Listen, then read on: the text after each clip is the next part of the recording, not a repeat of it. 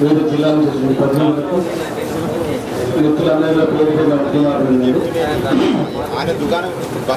తెలంగాణ ఉద్యమంలో జనాభా ఎట్లయితే ఉందో రాష్ట్రంలో బీసీల జనాభా అంతే ఎత్తున అంతకన్నా రెట్టింపు ఉద్యమంలో చురుగ్గా పాల్గొన్నారు. మండల స్థాయి నుంచి ఏ పిలిపించినా సాగరహారం కానీ సంసద యాత్ర కానీ ఢిల్లీలో కానీ గల్లీలో కానీ అన్నిట్లో విజయవంతం కావడంలో బీసీల పాత్ర మరవైంది. కులాలకు మతాలకు అతీతంగా జరిగినటువంటి ఉద్యమంలో వృత్తులన్నీ కూడా చిన్న భిన్నమైనందుకు దిక్కుతోటి స్థితిలో రేపు తెలంగాణ వస్తేనే మా బతుకులు బాగుపడతాయి అని చెప్పి ఎంతో ఆశతో ఉన్నటువంటి కుల వృత్తులన్నీ కూడా పూర్తి స్థాయిలో పాల్గొన్నందుకే అన్ని రకాల విజయవంతంగా చేసినందుకే ఈరోజు తెలంగాణ రాష్ట్రం రాబోతుంది. సకల జిల్లా సమయంలో కుమ్మరులు కమరులు ఉట్లలు ఏ వృత్తి కావాలో ఆ వృత్తి కావాలి ఒక్కొక్క రోజు పెంచుకొని పంచుకొని ఈరోజు అన్ని కార్యక్రమాలు విజయవంతం చేశారు. చావు నుంచి మొదలుకుంటే ఆత్మవర్గాల నుంచి మొదలుకున్నాయి అన్ని త్యాగాల్లో కూడా అగ్రభాగంలో ఉన్నారు. తెలంగాణ ఎట్లయితే మనం కోరుకున్నామో నీళ్లు ఉద్యోగాల సేవలు ఇంకేలా కాదు, మనకు ఒక ముఖ్యమంత్రి కూడా రాలేకపోయినాం. ఆంధ్రప్రదేశ్లో ఇన్ని రకాలు నష్టపోయినాం, అంచులో పడ్డాం. మనకు కనీసం గౌరవం లేదు, ఆత్మగౌరవం సెల్ఫ్ రెస్పెక్ట్ కావాలని చెప్పి తెలంగాణకు సంబంధించిన వాళ్ళు ఎట్లా ఉద్యమం చేసినామో అందులో అగ్రభాగంగా కూడా ఎక్కువగా ఈ వృత్తికులను చెప్పినటువంటి వాళ్ళు ముందుండడంలో అనేక అవమానం లోనైనటువంటి వాళ్ళే, ఆ జాతి నుంచి వచ్చినటువంటి వాళ్ళే రాష్ట్రం వస్తే మనందరం లోపాలని ఆశతోని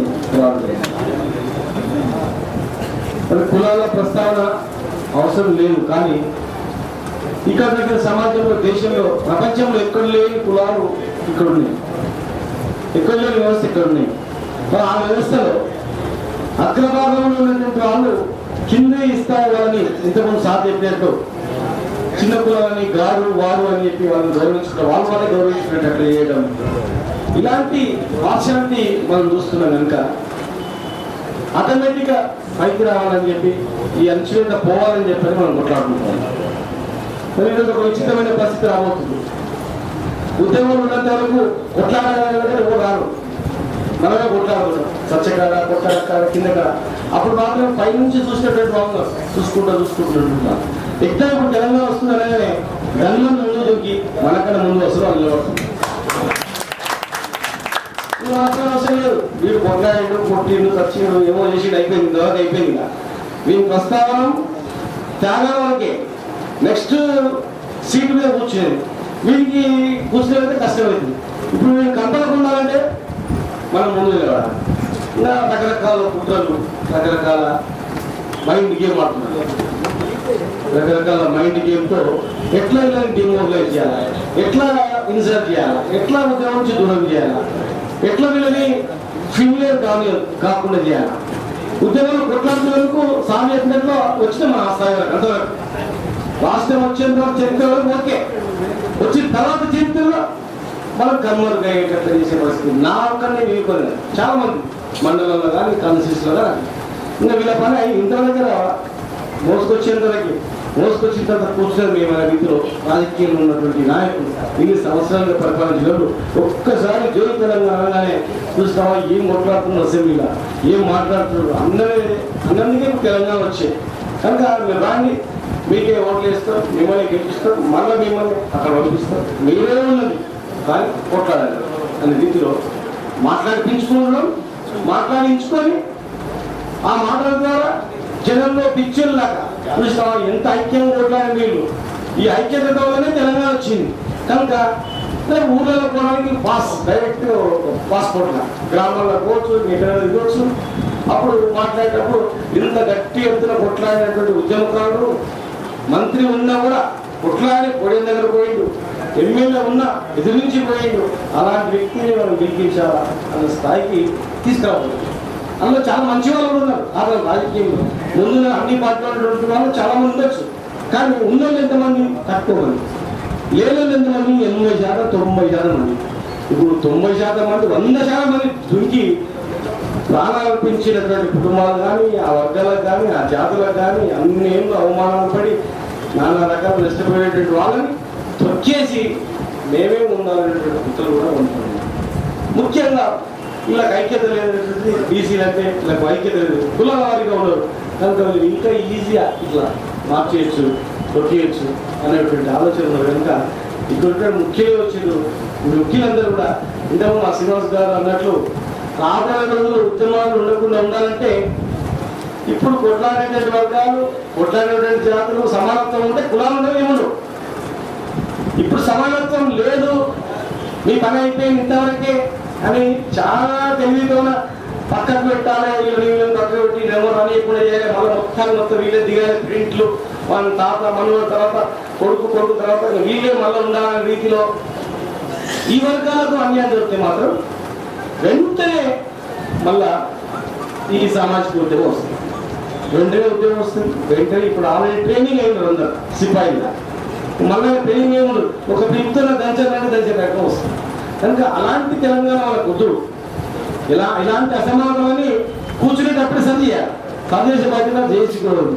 కనుక ప్రధాన సార్ కానీ మేము కానీ అందరం కానీ అందరికీ కొత్త తెలంగాణలో అన్ని కులాలు, కొన్ని కులాలకైతే సర్పంచులు లేరు, కొన్ని కులాలకైతే అసలు ఎంపీటీసీ లేదు. ఇంతవరకు 40 లక్షలు, 50 లక్షలు, 5 లక్షలు, 10 లక్షలు జనాలు ఉన్నటువంటి వాళ్ళకు ఒక సర్పంచ్ అనేటువంటిది ZPTC, MP, ZP chairman, MLA అనేది కళ. అలాంటి వాళ్ళు చాలా మంది ఉన్నారు. కనుక అందరికీ ఎక్కువ దగ్గర ఏదో ఒక జిల్లా పరిషత్, డిప్యూటీస్, కార్పొరేషన్ చైర్మన్ అక్కడ ఎక్కువ ఇచ్చినట్లయితే ఈ రాజ్యాధికారంలో మా వరకు ఉన్నది ఎన్నో దగ్గర అనే భావన కలుగుతుంది. ఈ రాజ్యం మాది అనే భావన కలుగుతుంది. అంతేగాని మీకు ఇన్ని మతాలు ఇస్తాం, ఇంకా పందులు వేసుకోవడానికి భూములు ఇస్తాం, ఈత చెట్లు ఇస్తాం, మగ్గాలు ఇస్తాం, గోర్లు ఇస్తాం, ఈ చింత చెట్లని మీకే, చేపల చెట్లు మీకే అంటే అన్నింటిదే అది కావాలి. ఓ వృత్తులకు వాళ్ళు కాపాడాలి, దాంతోపాటు ఇది కావాలి. కనుక దా దిశగా మీరందరూ కూడా ప్రజలను చైతన్యవంతులుగా చేయాలి. వచ్చే తెలంగాణ ఎలాంటి ఆందోళన కార్యక్రమాలు లేకుండా, కులాల ప్రస్తావన లేకుండా ఇది మన రాష్ట్రం, మన ప్రభుత్వం అందరం ఉన్నాం, కులాలన్నీ పక్కకు పెట్టండి, రాష్ట్రాన్ని అమలు చేసుకున్నాం దిశగా తీసుకుపోవడానికి ఈ బీసీ మహాజన సభ కృషి చేయాలని చెప్పి శ్రీనివాస్ గారు మా మిత్రుడు ఎప్పుడు ఏ జిల్లాలో ఏ ప్రోగ్రాం ఉంది అన్నా ఏం చేసినా చైతన్యం చేయడానికి అన్ని జిల్లాల్లో మా ఆఫీసులు, మా కార్యవర్గం, మా ఊళ్ళో అన్ని కులాలలో మా కార్యవర్గంలో అందరూ కూడా మేము ట్రైనర్ చేస్తున్నాం. అన్ని కులాల వారికి సాధించడానికి కూడా మేమందరం కూడా కృషి చేస్తామని చెప్పి మరొకసారి అభినందిస్తూ ముగిస్తున్నాం. చైతన్యం అతి చిన్న మధ్యతరగతి కుటుంబం నుంచి ఈరోజు జాతీయ స్థాయికి, ప్రపంచ దేశాల స్థాయికి కానీ ఆకర్షించబడిన వ్యక్తి శ్రీనివాస్ గౌడ్. సహజంగానే వృత్తిదారుడు కాబట్టి ఆ బాధ నాకు తెలుసు. కాస్త ఆవేశంగా మాట్లాడినా తప్పలేదు, కానీ మీరు రాబోయే తెలంగాణలో నిర్మాణ దశలో కీలక పాత్ర కాబట్టి ఈ మాటలన్నీ మేమే మాట్లాడతాం. బాగా ఉండాలి, అట్లే ఉండాలి ఎక్కడలాగానే. చాలా చాలా చాలా ఆవేశం శ్రీనివాస్ గౌడ్ది, చాలా తగ్గించుకున్నాడు. ఎందుకంటే పాలమూరు వాసిగా నాకు బాగా పరిచయం, కనీసం నాకు చిన్నవాడైనా ఈరోజు ఎంతో అనుభవంతో మాట్లాడారు. చాలా సంతోషం. మీరు అనుకున్న మీరు ఇచ్చిన సూచనలు అన్నిటి కూడా మీ ఎంత మేమున్నాం. వాస్తవంగా ఏ పల్లెల్లో కూడా ఇప్పుడు ఎవరి యొక్క నాటకాలు ఇక సాగం, తప్పనిసరి ప్రతి ఒక్కరిని ప్రశ్నించే తత్వం పెరిగింది. కాబట్టి ఇక మనందరి సమయంలో, ఎందుకంటే ఒక పాత సామెత ఉంది, జగమెరిగిన వారికి జన్మలేదు అన్నట్లు, మా ఈ కులవృత్తుల బాధలు కానీ తాడిక తీరిక జనాలు అందరి బాధలు నాకు తెలుసు. చాలా నిశ్శబ్దంగా మౌన పోరాటం చేసే వ్యక్తి ఒక్కసారి తెలంగాణ ఉద్యమాన్ని తన పద్ధతులు నడిపించాను. మరొకసారి కలిస్తూ వారిని తెలంగాణ బీసీ మహాసభ ప్రతినిధులను, తెలంగాణ రాష్ట్రం యొక్క పునర్నిర్మాణంలో మన అభివృద్ధి గురించి మాట్లాడాల్సిందిగా వారు కాబట్టి కోదండరామ్ గారిని మాట్లాడాల్సిందిగా నేర్చుకోవాలి. ప్రెస్ మిత్రులకు మళ్ళొకసారి ధైర్యం పట్టుకోండి, రావడాలనుకోండి మాట్లాడండి. నేను ఎక్కువ టైం వెట్టుకాడి శ్రీనివాస్ గారు, మా సాయన్న, వేదిక మీద ఉన్న పెద్దలకు, హాల్లో హాజరై ఉన్నటువంటి మిత్రులకు, ప్రతి ఒక్కరికి కూడా పేరు పేరున వందనం. మేము మొన్న ఢిల్లీలో ఆల్ పార్టీ లీడర్స్ కలిసినప్పుడు, అదేవిధంగా హైదరాబాద్లో ప్రెసిడెంట్ని కలిసినప్పుడు మేము ఒక మాట చాలా సూటిగా చెప్పాము.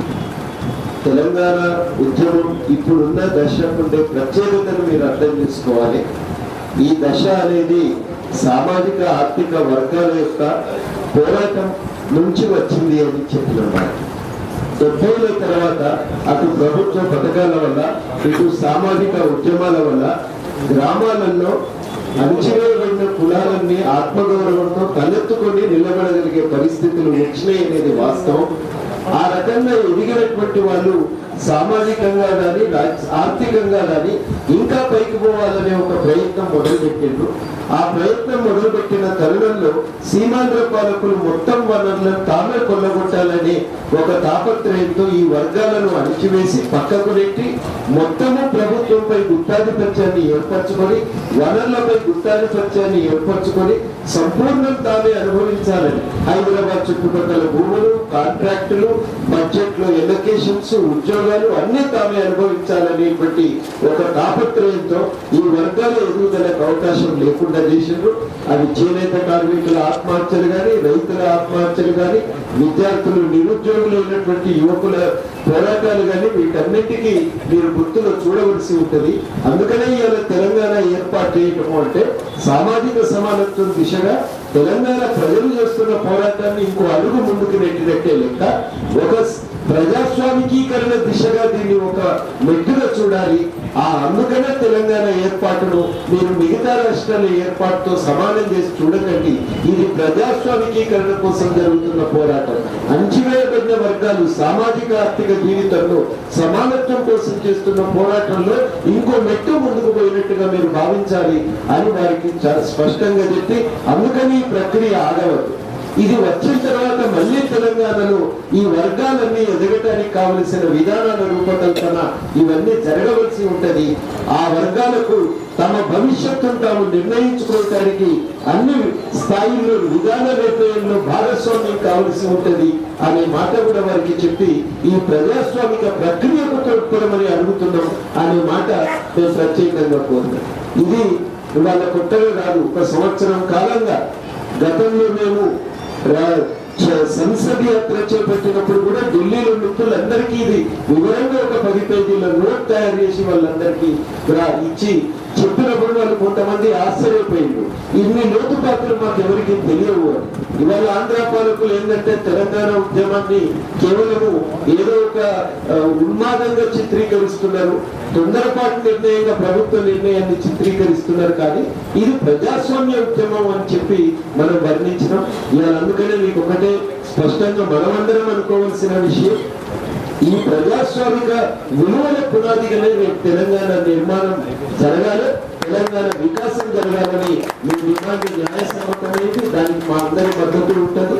తప్పనిసరిగా మనం అందరం కలిసికట్టుగా ఆ దిశగా తెలంగాణ పునర్నిర్మాణానికి మనం కలిసి సాగుదాం, కలిసి మనం ఆ ప్రయత్నం చేద్దామని, ఆ ప్రయత్నంలో మేము కూడా ఉంటామని హామీ ఇస్తూ ఈ అవకాశం ఇచ్చినందుకు మీ అందరికీ కృతజ్ఞతలు. సెలవు.